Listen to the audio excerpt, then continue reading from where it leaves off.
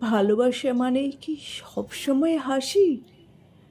না, মাঝে মাঝে সে আসে অভিমানে মিশে।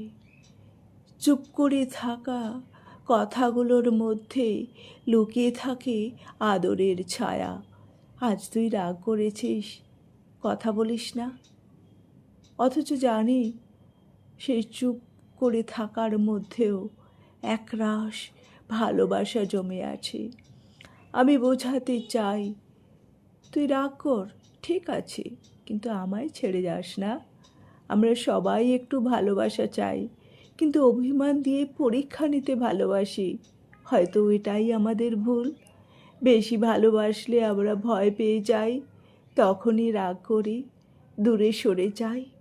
অথচ ভিতরে ভিতরে চাই কেউ এসে জড়িয়ে বলুক, সব ঠিক আছে, আমি আছি। আজ আমি অভিমানটাকে ছুঁয়ে বুঝতে শিখেছি, সে যে আসলে ভালোবাসারই আরেক নাম। তুই রাগ কর, আমি বোঝাতে থাকি, এটাই তো আমাদের সম্পর্কের সবচেয়ে নিখাদ ভাষা।